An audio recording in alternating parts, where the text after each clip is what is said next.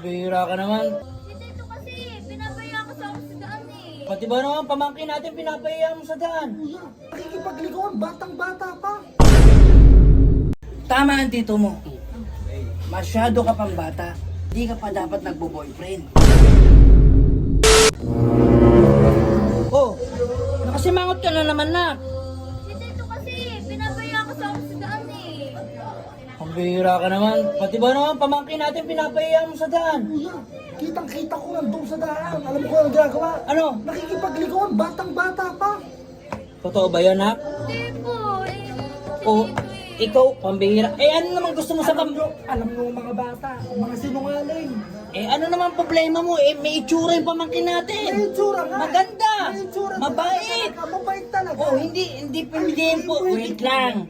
Hindi imposible ligawan niya ng mga kabataan ngayon. Pambihira ka na, huwag mo ipapahiya. Natural sa babae yun. Babaeng tao eh. Kukonsintihin mo, kuya. Pambihira ka. Alam mo, crush lang pa yan. Puppy love. Hindi yan mag-aasawa kagad. Pabayaan mo maranasan niya yung mga naranasan natin nung araw. Ay, wag ba ko sisihin, ha? Abay, oo, akong bahala. Bahala ka. Wala kang tiwala sa pamangking natin. Yun lang yun. Ha? Sige na, umalis ka na. Ako nang bahala akong mausap. Bahala ka. Oh, dito ka nga pamangkin. Eh, ano ba talaga yung totoo na? Ha? Eh, ang gwapo niya po kasi eh. Tapos ang gentleman niya. Tapos ang gandang-ganda po siya sa akin eh. Guwapo, Kaya- gentleman. Opo, tito. Tapos gandang-ganda siya sa'yo. Ay, talagang totoo naman yan sinasabi niya sa'yo na kasi wala sa lahi natin yung pangit. Okay? So, na-inlove ka na rin. Opo, tito. Sa totoo lang, okay lang naman yan basta huwag mong papabayaan yung pag-aaral mo. Tandaan mo, alam mo yung mga bawal mo, alam mo yung mga pagitan na hanggang doon ka lang dapat. Okay? Naniligo sa'yo, sa tingin mo, papasaba sa akin yan. Siyempre naman po, tito. Papa sa'yo. Yan ang gusto ko sa'yo, marunong kumilatis. Pero dapat nag-aaral din, di ba? Siyempre naman po, tito. Gentleman po yan. Maaasahan po yan. Yan! Kaya sanggandi kita tayong dalawa. Lahat ng gusto mo, gusto ko na rin. Huwag mong pansinin yung tito mo. Kasi palibasa, walang alam sa buhay yun. Ha? Opo, tito. Nandiyan na po yun sa babae.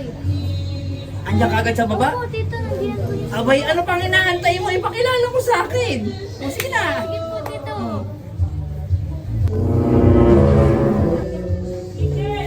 Tito, nandito na po siya. Hoy, asa na? Ayun siya. Sa... Siya? Tito, siya po yung sinasabi ko. Yung ano, yung sinasabi mong Gentleman. gentleman. Matipuno. Matipuno. Ang ganda. Yung gwapong boyfriend niya. Sabi ko sa'yo, walang makakatanggi sa akin. Dito po ka, dito. Sige, dito lang.